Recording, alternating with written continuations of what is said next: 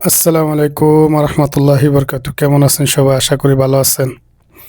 দুঃখের কথা কি বলবো, ঘাস লাগাইছিলাম, নিপিয়ার ঘাস, সব ঘাস খেয়ে ফেলাইছে। মূলত খেয়েছে চীনের হাঁসে এবং রাজহাঁসে আর মুরগিতি, সবগুলো খেয়ে ফেলাইছে। দেখেন, এরা খাচ্ছে তো সমস্যা না, এরা আগা ধরে টান দেয়, পুরো গাছটাই নষ্ট হয়ে যায়। মূলত এর আগে ভিডিও দিয়েছিলাম ডাঁটা শাকের ভিতরে ঘাসগুলো লাগাইছিলাম, তো যাক, ভিতরে ঢুকে ঢুকে সব ঘাসগুলো খেয়ে ফেলাইছে, ঘাসের মাথা খেয়ে ফেলাইছে।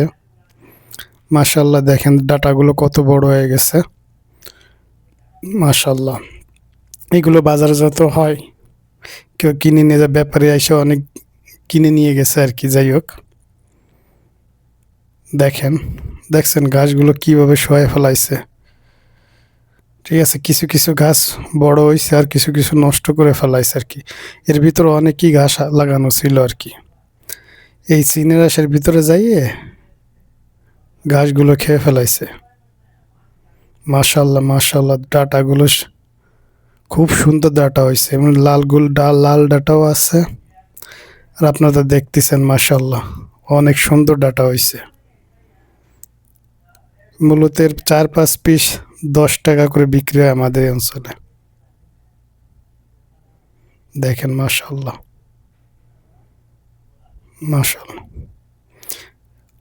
চারপাশ দিয়ে ঘিরেছিলাম নেট দিয়ে, লেকিন লাভ হয়নি। ওই মুরগি উপর দিয়ে উড়ে উড়ে আসে, হাঁস নিচ দিয়ে আসে, এসে সবগুলো খেয়ে ফেলাইছে। যাই হোক, ডাটাগুলোই ভালো আছে আর কি। তো যাক, ভিডিওটা কেমন লাগলো অবশ্যই কমেন্টে জানাবেন।